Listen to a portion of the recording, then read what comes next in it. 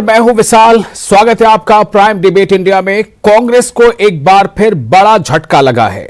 आने वाले कुछ महीनों में हिमाचल प्रदेश में चुनाव होने हैं और जम्मू कश्मीर में भी राजनीतिक दल चुनावी तैयारियों में जुटे हैं। इसी दौरान कांग्रेस को अंदरूनी कलह और अपने ही विधायकों के बागी होने का दंश झेलना पड़ रहा है। ऐसे हालात क्यों हैं और इसका सीधा राजनीतिक लाभ किसे मिलेगा, इसी पर आज प्राइम डिबेट इंडिया में होंगे सवाल जवाब। लेकिन पहले एक नजर हेडलाइंस पर। बीजेपी के नए संसदीय बोर्ड और चुनाव समिति का गठन। नए बोर्ड से गडकरी और शिवराज सिंह बाहर, येदियुरप्पा और सोनोवाल को जगह।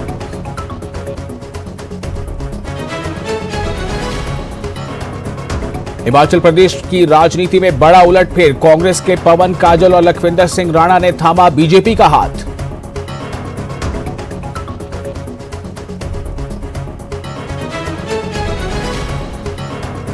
जम्मू कश्मीर कांग्रेस से संबंधित नई कमेटियों की लिस्ट जारी होते ही कांग्रेस का अंतर कलह आया सामने। गुलाम नबी आजाद का पार्टी के इलेक्शन मुहिम कमेटी के चेयरमैन के ओहदे को कबूल करने से इनकार। आला कमान के फैसले से नाराज लीडरों ने भी दिए इस्तीफे।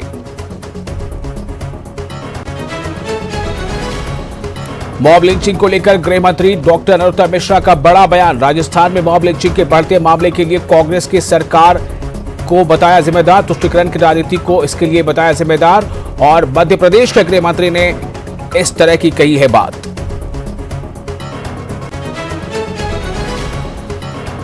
रोहिंग्या को ईडब्ल्यूएस फ्लैट में शिफ्ट करने का कोई निर्णय नहीं लिया गया। गृह मंत्रालय ने रोहिंग्या को शिफ्ट किए जाने को लेकर कहा कि अवैध विदेशियों को कानून के अनुसार उनके निर्वासन तक डिटेंशन सेंटर में रखा जाना है।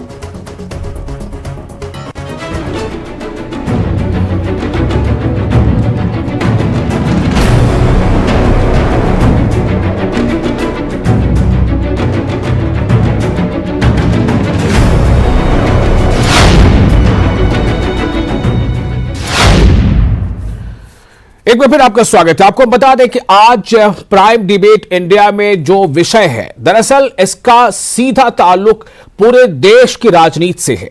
क्योंकि देश की जो सबसे बड़ी पार्टी है, न सिर्फ देश की बल्कि विश्व की सबसे बड़ी पार्टी बीजेपी दिनों दिन ऐसा लगता है कि मजबूत होती जा रही है।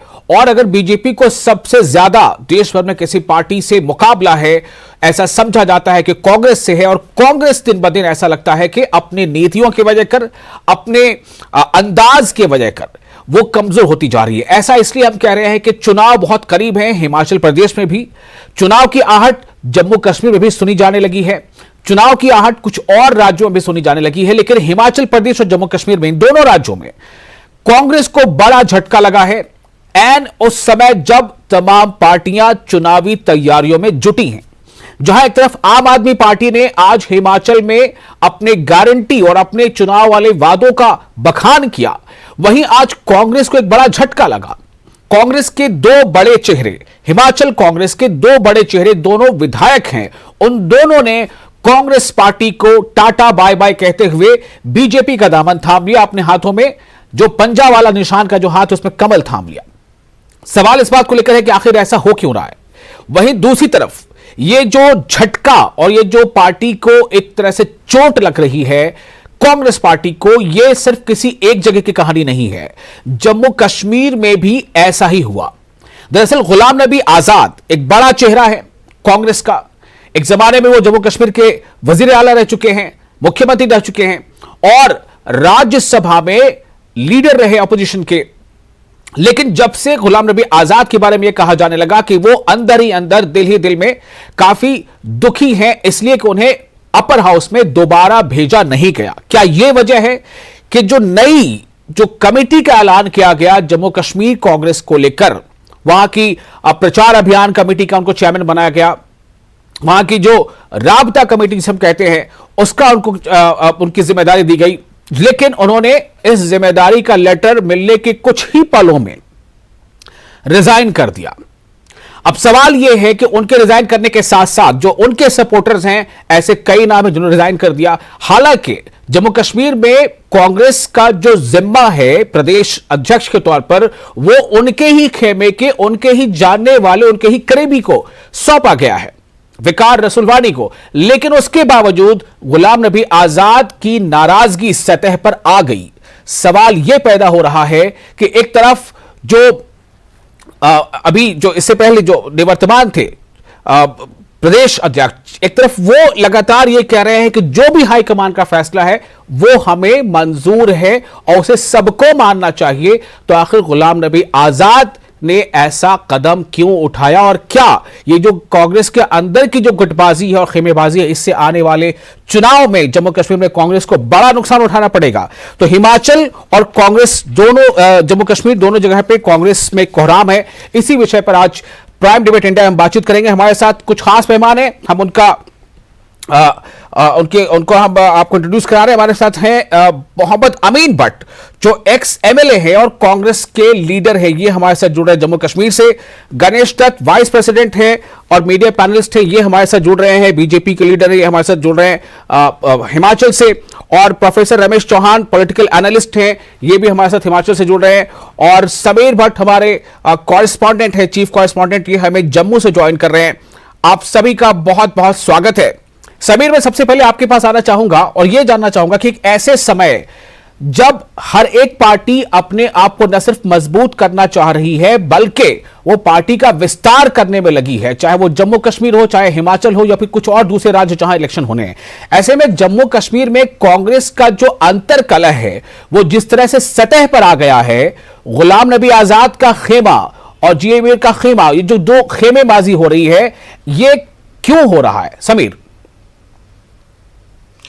देखिए, मैं आपको बता दूं विशाल, इसमें बहुत दो तीन पहलुओं पे हमें देखना पड़ेगा। सबसे बड़ा पहलू ये है कि आप देखिए, अगर हम पिछले कई सालों की बात करें तो यहाँ जो जे.एंड.के कांग्रेस है वो फैक्शनलिज्म का शिकार रही है और ये नई बात नहीं है। यहाँ पे बहुत सारे ग्रुप रहे हैं जो आपस में लड़ते रहे और जिससे कांग्रेस यहाँ पे कमजोर हुई। हमें वो भी दिन याद है जब कांग्रेस खासकर जम्मू में बहुत ज्यादा ताकतवर थी, लेकिन जिस तरह से एक तो बीजेपी की जो मोदी वेव है उसके कारण और उसके बाद जिस तरह से पार्टी में गुटबाजी और विभाजन बढ़ता गया, उस वजह से पार्टी बहुत कमजोर हो गई और ग्राउंड पे कमजोर हो गई।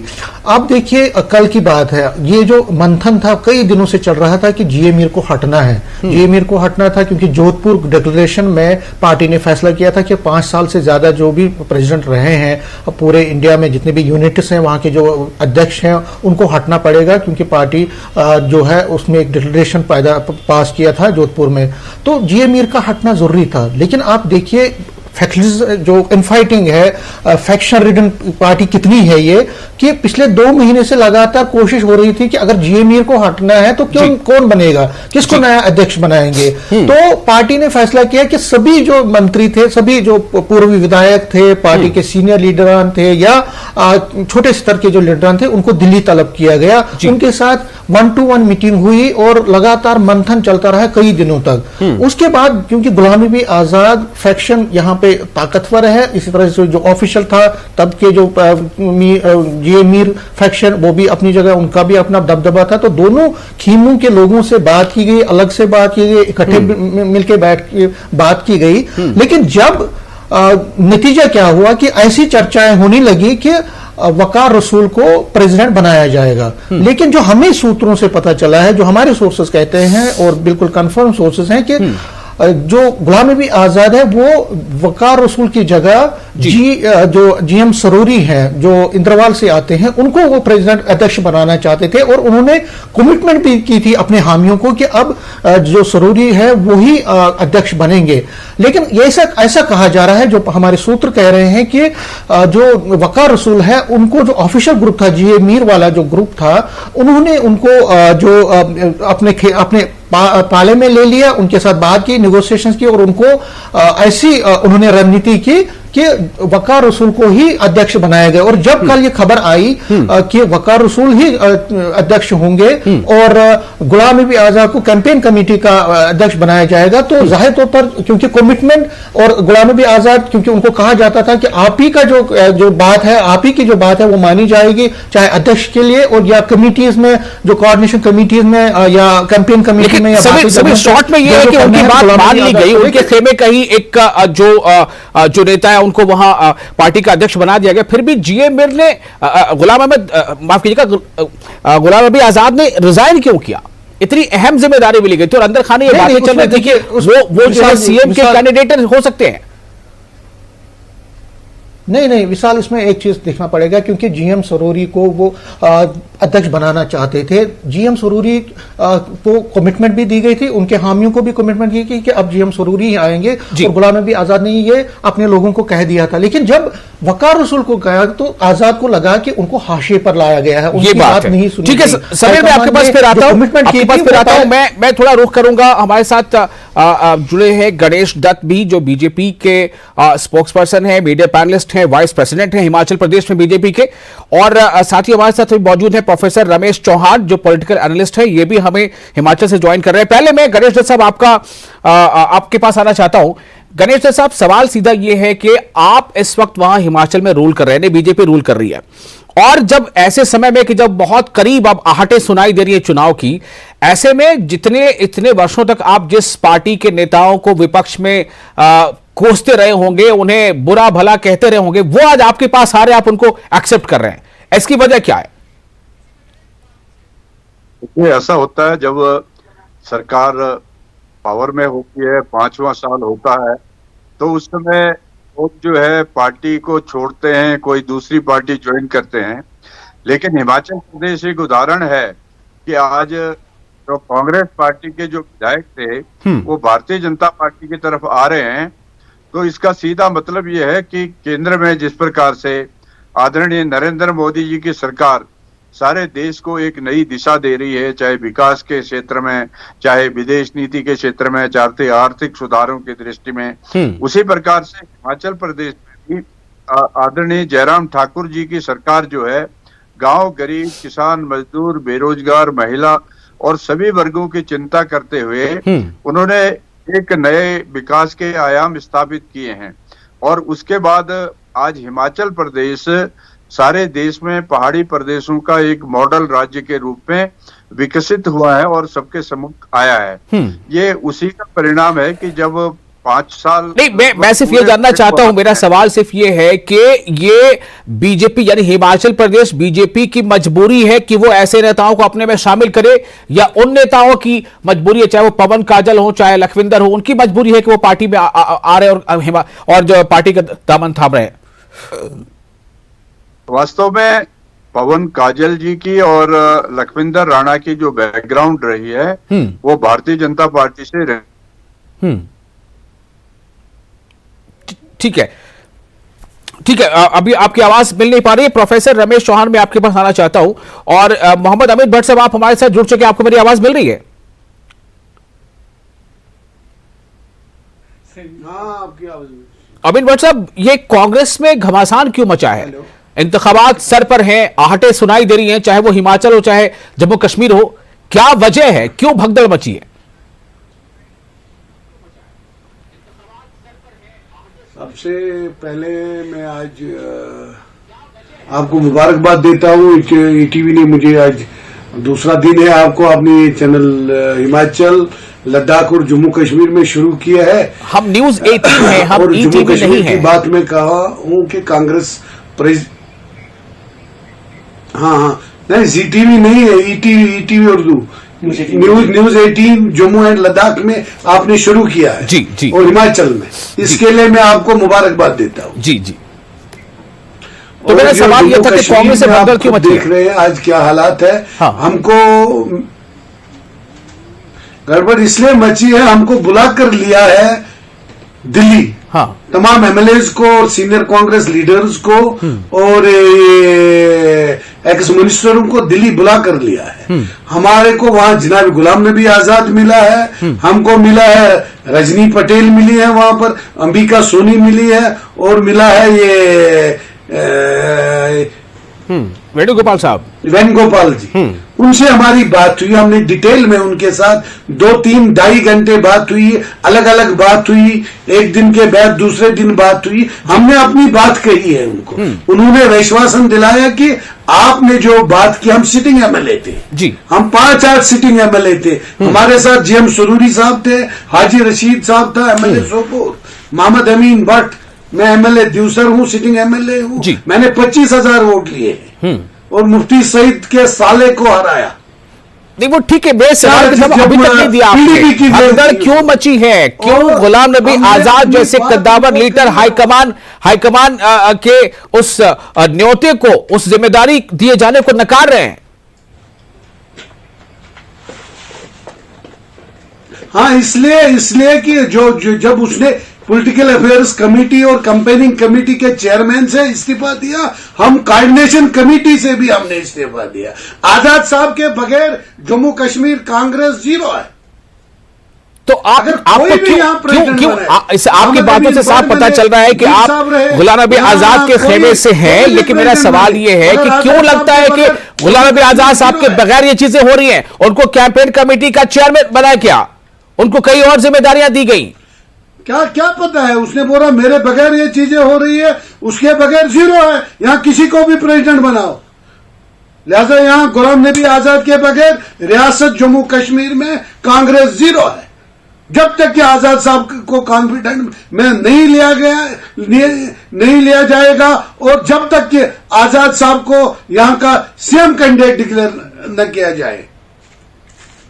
तो आप तो अभी कह रहे हैं कि हम सब जाके मिले थे, दिल्ली में बातचीत हुई थी, फिर आप कह रहे हैं जब तक उनको कॉन्फिडेंस से नहीं लिया जाएगा, क्या बिना उनके सहमति के उनको ये लेटर पकड़ा दिया गया था? बातचीत की थी। देखो सर, यहां कुछ विंगे हैं कांग्रेस में, विंग्स है, महिला विंग है, 25 साल से जम्मू की प्रेसिडेंट है, यूथ कांग्रेस 10 साल 20 साल से जम्मू का प्रेसिडेंट है, महिला विंग जम्मू कश्मीर सेवा दल जम्मू कश्मीर, एसटी जम्मू कश्मीर, एससी जम्मू का है, सारा जो इंटेक का प्रेसिडेंट है। अब इन्होंने वर्किंग प्रेसिडेंट भी जम्मू का बनाया और प्रेसिडेंट भी आज जम्मू प्रोविंस का बनाया। हम कश्मीरी कहां जाएंगे? हमें भरोसा था कांग्रेस पर। पुराने वक्त जब हमारे दादी होते थे, बोला हमें कश्मीर नेहरू पर भरोसा है। चलिए मैं आपसे आखिरी सवाल कर रहा हूं, फिर मुझे रमेश सर के पास जाना है। मेरा सवाल अमीन साहब आगे ये है कि आप क्या होगा, यानी गुलाम नबी आजाद के बारे में जिस तरह से आप लोग बातें कर रहे हैं, अगर उसमें अब कोई रद्दोबदल नहीं होता है तो आप क्या करेंगे? आप पार्टी हमेशा के लिए छोड़ देंगे, आप दूसरी पार्टी ज्वाइन कर लेंगे, क्या करेंगे? बस हम गुलाम नबी आजाद साहब जो करेंगे वो हम तैयार है, उसके पीछे हजारों कार्यकर्ता यहाँ तैयार है, हजारों लीडर्स तैयार है गुलाम नबी आजाद के साथ। जो वो करेगा फैसला उसके साथ। मुझे लगता है कि गणेश दत्त साहब वाकई बहुत खुश हो रहे होंगे कि चुनाव सर पर है, उससे पहले जो विपक्षी पार्टी उसमें इस तरह के घमासान बचा है। प्रोफेसर रमेश चौहान साहब, मैं आपके पास आता हूं, आपने तमाम लोगों को सुन लिया।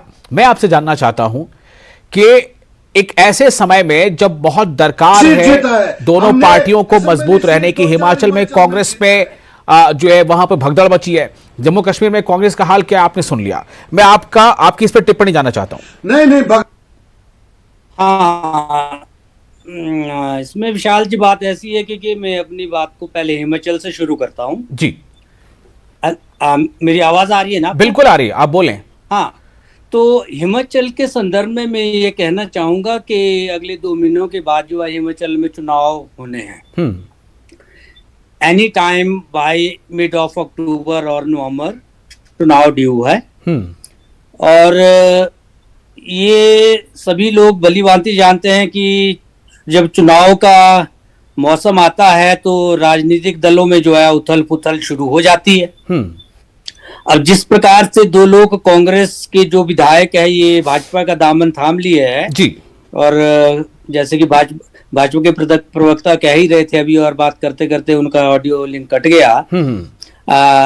वो दोनों पहले जो है उनकी बैकग्राउंड जो है, उनकी पृष्ठभूमि जो है भाजपा से ही रही है, और फिर वो किसी कारणवश काजल को टिकट नहीं मिला तो रेबल के तौर पर जीते हैं। फिर उन्होंने कांग्रेस ज्वाइन कर ली थी। लखविंदर राणा कांग्रेस टिकट पे जो है नालागढ़ से एमएलए पहले भी रहे, अब दोबारा से जीते हैं।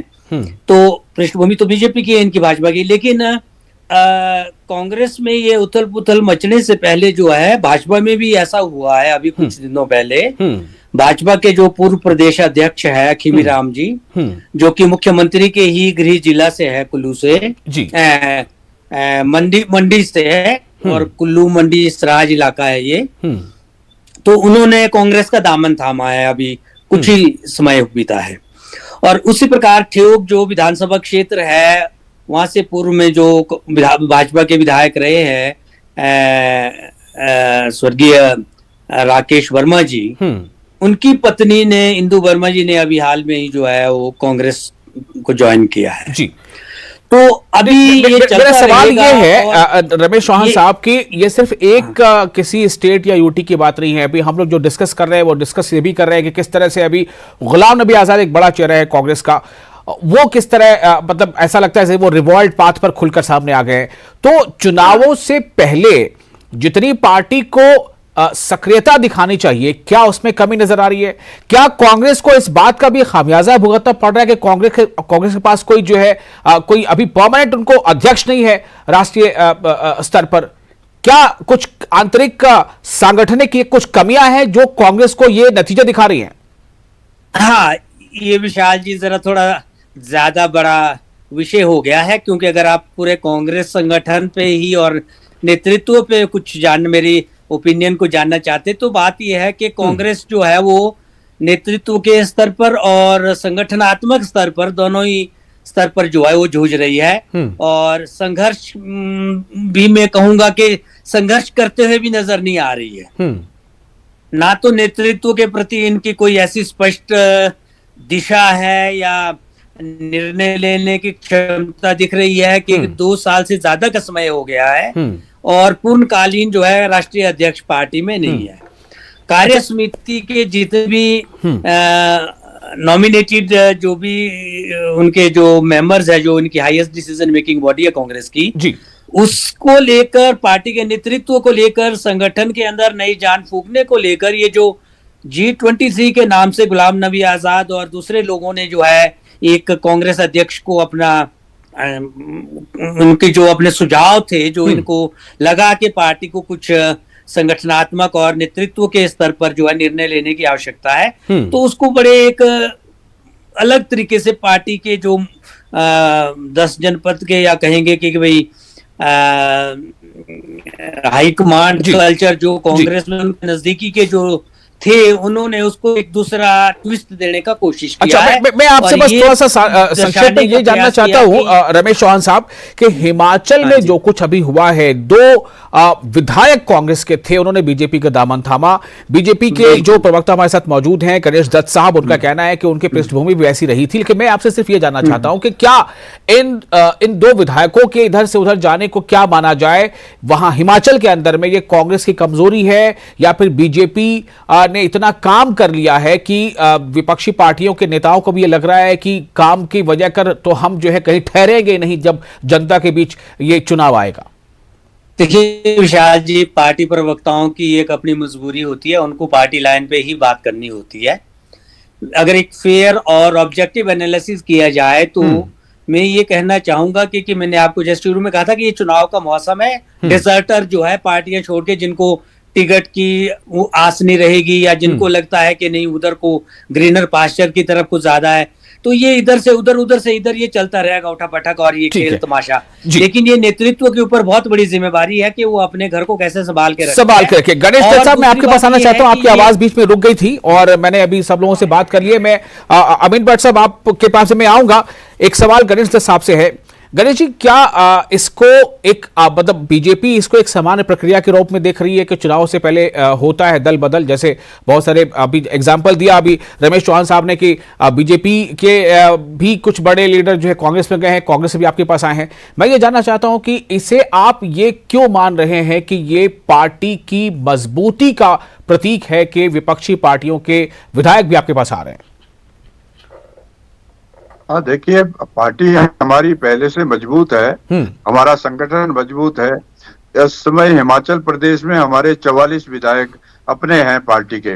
लेकिन मैंने जैसे कहा कि चुनावी वर्ष में और चुनाव से 2-3 महीने पहले कोई भी अगर पार्टी का दामन थामता है विपक्षी पार्टी का, तो उसका एक सीधा अर्थ निकलता है कि आने वाला समय उस पार्टी का है जिसके प्रति लोगों का आकर्षण बना हुआ है। उसका कारण यह है कि जो समझदार लोग हैं आज की डेट में, उनको पता है कि केंद्र में आज नरेंद्र मोदी जी की सरकार हिमाचल की पूरी परोपकार है, पूरी तरह से हिमाचल प्रदेश के हितों की रक्षा करने में हर वक्त उनका ध्यान रहता है।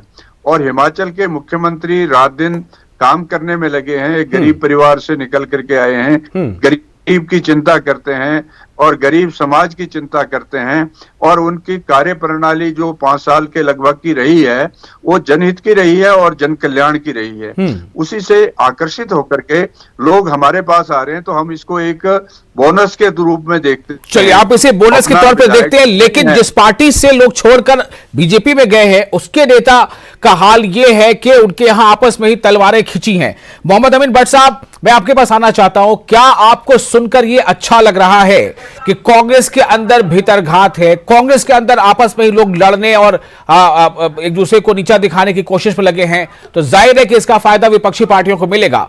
क्या कांग्रेस और टूटेगी और कमजोर हो जाएगी जम्मू कश्मीर में? मोहम्मद अमीन भट्ट साहब,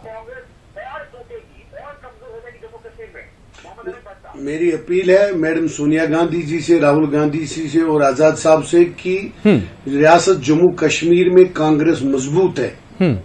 अगर गुलाम नबी आजाद को सीएम कैंडिडेट डिक्लेयर किया जाए, तो मेरे ख्याल में गुलाम नबी आजाद ने पहले भी जब उसको यहाँ जम्मू कश्मीर प्रदेश कांग्रेस के सदर बनाया गया, उस वक्त हमारे पास 2 सीटें थी, और जब उसको सदर बनाया गया 25 सीटें उसने जीती है। तब उसने हुकूमत पीडीपी के साथ बनाया। उसके बाद 17-18 सीटें जीती है उसने उसके बाद नेशनल कॉन्फ्रेंस के साथ हुकूमत बनाई, फिर लिया उसके बाद 12 सीटें, फिर हुकूमत।